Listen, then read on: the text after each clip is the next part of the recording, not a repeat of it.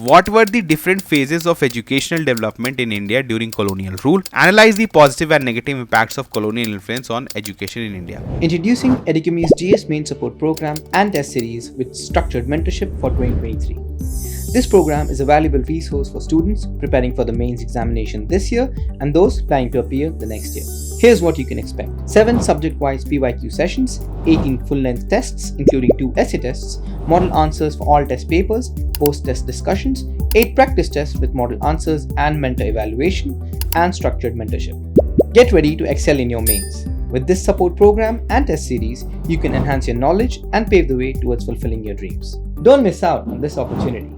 Register now and seize the chance to become an expert in your mains preparation. Take charge of your aspirations and make them a reality. We are going to answer a mains related question that is basically based on GS1 and it is from the topic of modern history. So first we will read out the question for you. Then you have to analyze the question on your own, write an answer. You can submit your answer on our portal educamy.com. It will be evaluated by our dedicated mentors and you can access all these features free of cost. Okay, the question is, what were the different phases of educational development in India during colonial rule? Analyze the positive and negative impacts of colonial influence on education in India. Now the word limit is 250 words. So basically this is a 15 marker question. इसको आपके UPSC में 15 marks के अंदर पूछा जाएगा. Basically you have to answer this very comprehensively. अगर इसको 150 words में पूछा जाता तो थोड़ा सा brief हो सकता था, थोड़ा सा concise हो सकता था. But if it is asked in 250 words, तो first तो देख ली कि इस क्वेश्चन में काफ़ी ज़्यादा requirements है. First requirement is you have to tell the different phases of educational development and the second requirement is you have to analyze the positive and negative impacts of the colonial education on India. ठीक है, on education in India.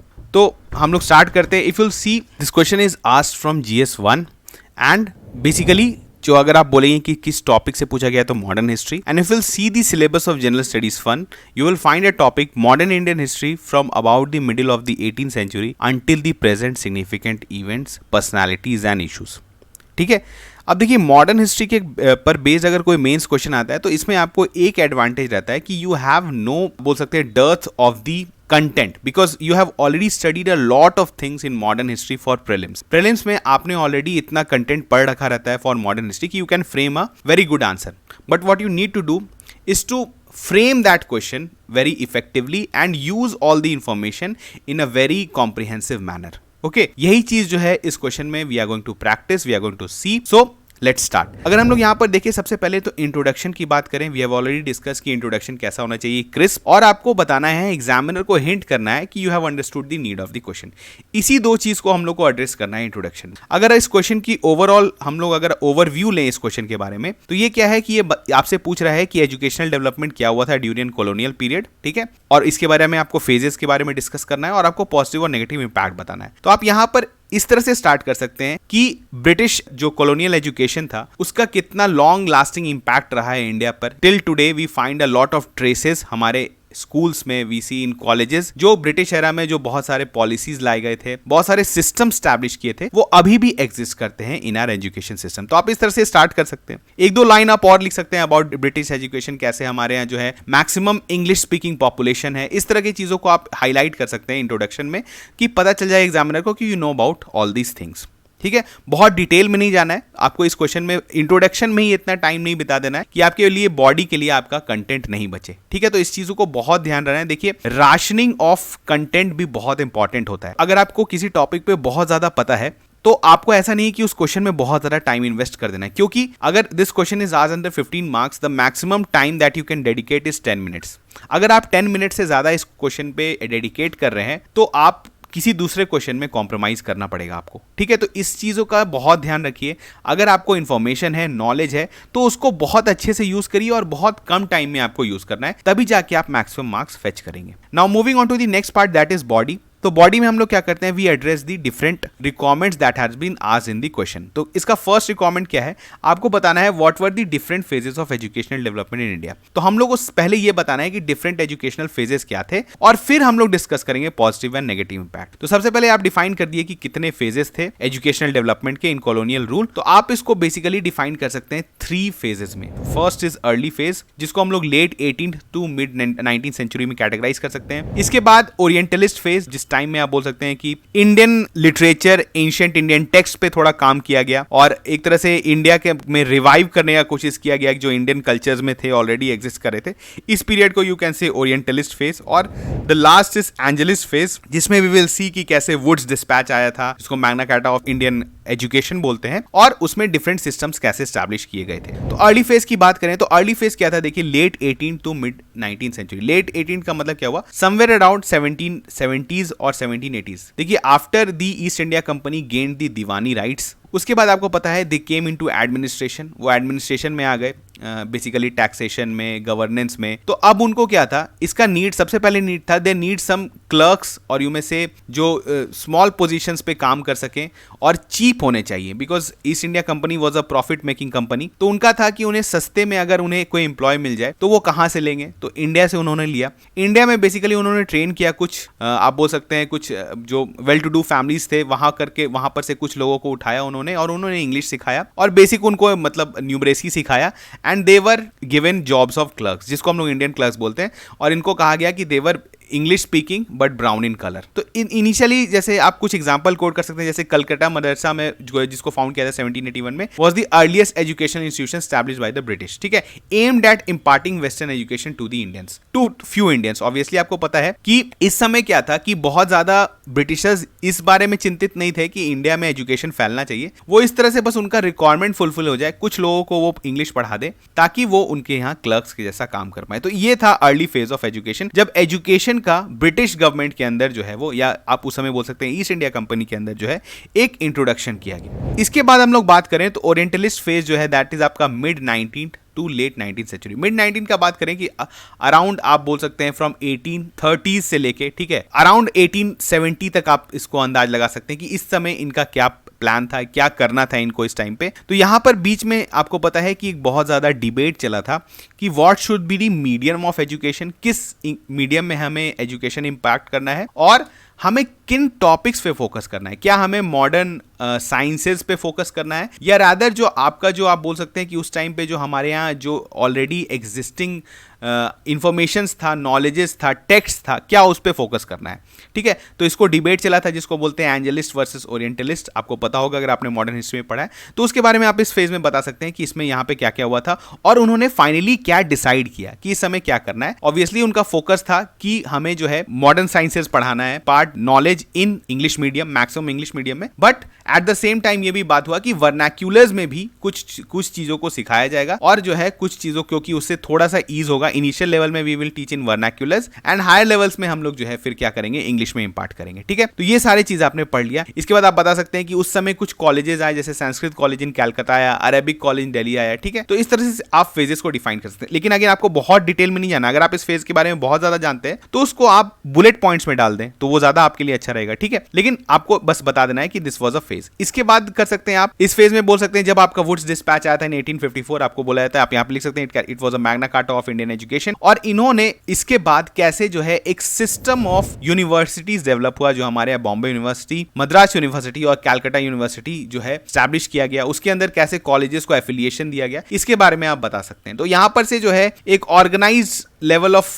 Education हमारे यहाँ चलने लगा, जिसमें colleges आए, ठीक है, और डिफरेंट सिस्टम्स ऑफ स्कूल्स का एस्टैब्लिशमेंट किया गया। तो ये सब चीज आप बता सकते हैं was done in the later phase. तो यहां पर आपने फेजेस डिफाइन कर दिया। इसमें अगर आप चाहते हैं तो you can also quote a few commissions जो उस समय स्टैब्लिश किया गया था, चाहे वो हंटर कमीशन हो, ठीक है, डिफरेंट एजुकेशन से रिलेटेड जितने भी कमीशंस थे जो आप प्रीलिम्स में पढ़ते हैं, you can coat here also. जहां पर भी जरूरत पड़े आप उसको कोट कर सकते हैं। यहां पर हमने we have defined the different phases of the education under British government. इसके बाद बात करते हैं पॉजिटिव एंड नेगेटिव इंपैक्ट की। तो पॉजिटिव इंपैक्ट की बात करें तो क्या था, सबसे पहला आप लिख सकते हैं introduction of modern education, one of the significant positive impacts of the colonial influence. अब देखिए, अगर हम इस क्वेश्चन को अगर आप ओवरव्यू लें तो ऑब्वियसली आपको पता है, यू ऑलरेडी नो कि 2-3 पॉजिटिव आप लिख सकते हैं एंड 2-3 नेगेटिव आप लिख सकते हैं। इसके अलावा भी आपको थोड़ा सा ब्रेनस्टॉर्मिंग अगर आप करेंगे तो 1-2 पॉइंट और निकालेंगे। तो if you right at least 5 points in positive impacts and 5 points in negative impacts, तो आप अच्छा मार्क्स फेच कर लेंगे इस क्वेश्चन में। अब देखिए पॉइंट्स कैसे सोचते हैं। जैसे पॉजिटिव इंपैक्ट्स में हमने पहला देखा कि इंट्रोडक्शन मॉडर्न एजुकेशन आया। कैसे?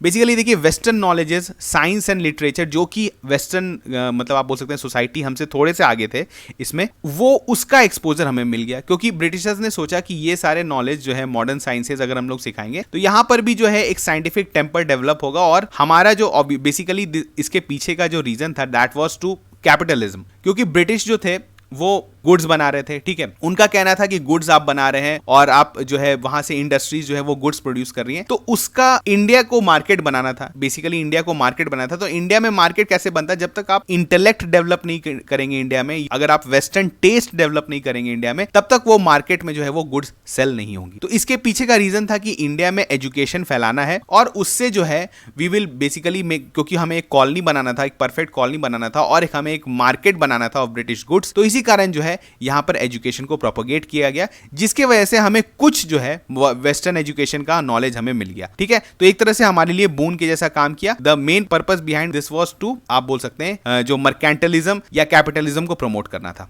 ठीक है। इसके बाद करें तो स्प्रेड ऑफ इंग्लिश लैंग्वेज, एक इंपॉर्टेंट इसका क्या आपका पॉजिटिव इंपैक्ट हुआ कि इंग्लिश लैंग्वेज जो है वो मैक्सिमम पॉपुलेशन बोलना स्टार्ट कर दी। इससे क्या हुआ कि देखिए एक तो हमें एक कॉमन लैंग्वेज मिल गया जिससे हम लोग ग्लोबली इंटरेक्ट करने लगे। आपको पता है लेटर ऑन जब दादा भाई नौरोजी और डिफरेंट इंटेलेक्चुअल्स थे वो बाहर जाके भी जो ब्रिटिश गवर्नमेंट के द्वारा जो एक्सेसेस की जा रही हैं उसके बाद में जाके बाहर भी डिस्कस करने लगे। We got a lot of good orators, ठीक है, बहुत सारे ओरेटर्स हमें मिले जो इंग्लिश में काफी अच्छा बोलते थे। तो ये सब की वजह से क्या हुआ, इंग्लिश लैंग्वेज के स्प्रेड होने से एक तो कि हम लोग ग्लोबली इंटरेक्ट करने लगे कि वर्ल्ड ओवर क्या हो रहा है। इसके अलावा आपको पता है कि इंडिया में भी लैंग्वेज डिफरेंसेस बहुत ज्यादा थे। नॉर्थ में लोग हिंदी बोलते थे, साउथ में डिफरेंट कन्नड़ तमिल बोलते थे। तो उसके वजह से क्या होता था कि सोशल इंटीग्रेशन या सोसाइटी लेवल पे इंटीग्रेशन नहीं हो पा रहा था। तो English became a common language, यहां पर एक कनेक्टिंग पॉइंट मिल गया क्योंकि साउथ इंडियंस भी जो है वो इंग्लिश बोलने लगे और नॉर्थ इंडियंस भी जो है इंग्लिश बोलने लगे and we started to communicate. हमने आपस में कम्युनिकेशन हमारा स्टार्ट हो गया काफी अच्छा और फिर आपको पता है that led to the unity of our country,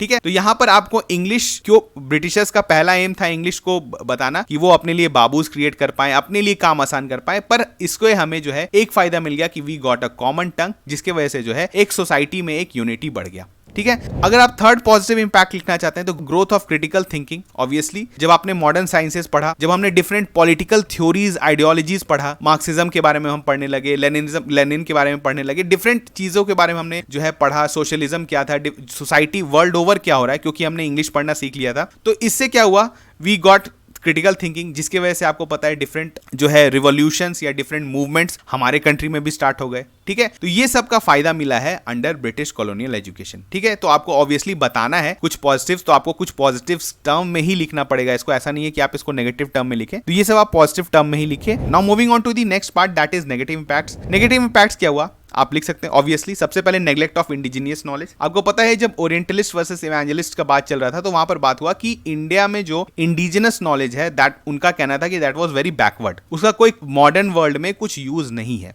और इसके वजह से क्या हुआ, क्योंकि उस समय काफी कम उनके पास बजट था और वो जिस चीज पे फोकस किए थे दैट वाज इंग्लिश लैंग्वेज और जिसमें हम लोग मॉडर्न साइंसेस सिखा रहे थे, तो उस समय हमारा जो इंडिजिनस नॉलेज था उसको पूरी तरह से नेग्लेक्ट कर दिया गया। अगर आप बोल सकते हैं that led to the weakening of cultural fabric and disconnecting many from their roots, ठीक है। हमारे रूट से अभी भी जो बोला जाता है कि वेस्टर्न एजुकेशन का इतना डोमिनेंस है और हम लोग अपने रूट नॉलेज जो हमारा वेदास है एंड डिफरेंट थिंग्स जो ट्रेडिशनल नॉलेज थे उससे हम लोग काफी दूर जा चुके हैं। तो ये उसी समय स्टार्ट हुआ था, ठीक है। इसके बाद आप बोल सकते हैं socio economic disparities. Socio economic disparities क्योंकि जो इंग्लिश लैंग्वेज था जो वो सिर्फ प्रिविलेज क्लास ही सीख पा रहे थे और ब्रिटिश का भी ये कहना था कि एक सेक्शंस क्रिएट करना है इंडिया में, एक सेक्शन डिवाइड, एक मतलब एक आप बोल सकते हैं ना एक वर्चुअल डिवाइड क्रिएट करना है जहां पर कुछ लोग बहुत प्रिविलेज्ड हैं, मैक्सिमम पीपल जो है दैट आर अंडर प्रिविलेज्ड। तो एक तरह का ये सिस्टम क्रिएट किया और बहुत हद तक आप बोलेंगे तो जो कास्ट सिस्टम और जो इकोनॉमिकली डिसएडवांटेज जो बैकग्राउंड्स या जो हमारे यहाँ जो सेक्शन बना वो एक इंग्लिश के वजह से भी बना या आप बोल सकते हैं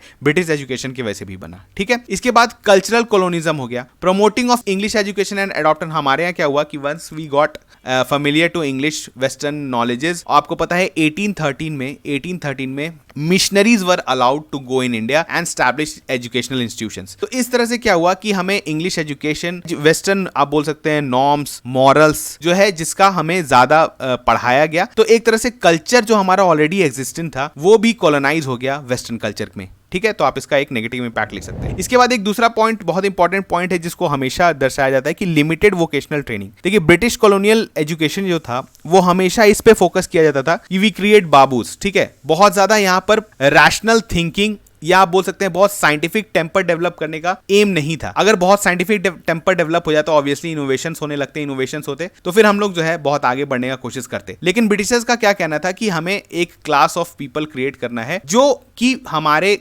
अनुसार काम करें एंड दे बिकम बायर्स।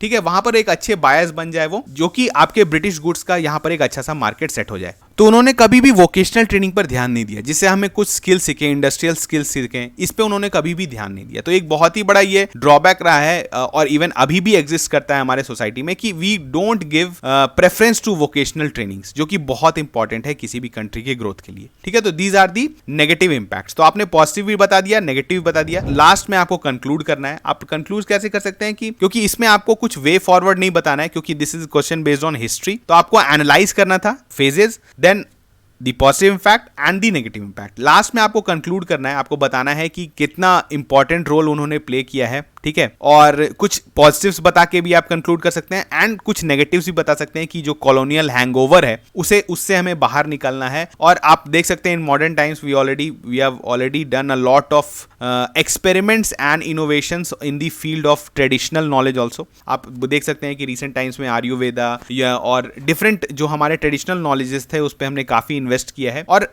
करते भी जा रहे हैं। तो इस तरह से हम लोग क्या बोल सकते हैं कि वी कैन, मतलब हमें जो है एक पॉजिटिव जो था कॉलोनियल एजुकेशन का वो हमें कैरी फॉरवर्ड करना चाहिए। लेकिन जो कॉलोनियल, जो आप बोल सकते हैं कि जो कॉलोनाइजेशन हो गया था हमारे कल्चर का, उससे हमें बाहर निकलना है, क्योंकि हमारा जो ट्रेडिशनल नॉलेज या आप बोल सकते हैं जो कल्चर था वो भी बहुत रिच था इन नॉलेज। ठीक है, तो यहां पर हमने इस क्वेश्चन का एक अच्छा सा आंसर देखा। ऑब्वियसली हमने एक आउटलाइन दिया है, हमने बहुत डेप्थ में जाके पॉइंट्स डिस्कस नहीं किया है, क्योंकि वो काम आपका है, you have to write the answer on your own, but एक आउटलाइन क्वेश्चन का ऐसा ही होना चाहिए। ठीक है, तो यहां पर हमने इसी तरह का क्वेश्चन डिस्कस किया और आगे आने वाले भी वीडियोज में, क्योंकि मेंस की तैयारी बहुत लोग कर रहे होंगे मेंस 2023 के लिए, तो आप इस फ्री सीरीज को भी यूज कर सकते हैं अपार्ट फ्रॉम टेस्ट सीरीज में अभी आप इनरोल कर सकते हैं। इस इनिशिएटिव के थ्रू आप डेली एक मेंस आंसर तो लिख ही सकते हैं एटलीस्ट। और अगर इवन इस साल आप मेंस नहीं देने वाले हैं, अगले साल भी मेंस देने वाले हैं, तो इस इनिशिएटिव के थ्रू आप एक आंसर राइटिंग प्रैक्टिस करके अपना बोल सकते हैं आइस ब्रेकिंग कर सकते हैं, क्योंकि बहुत इंपॉर्टेंट है कि आप जल्द से जल्द आंसर लिखना स्टार्ट करें, क्योंकि वंस अगर आप आंसर लिखना स्टार्ट करेंगे तभी जाके आप अपने आंसर राइटिंग को इंप्रूव कर पाएंगे। सिर्फ आंसर्स सोचने से जो है आप अच्छा आंसर नहीं लिख पाएंगे, लिखना जो है वो बहुत जरूरी है। और अगर आप एक बार अच्छे आंसर लिखते हैं, you can submit that in our portal,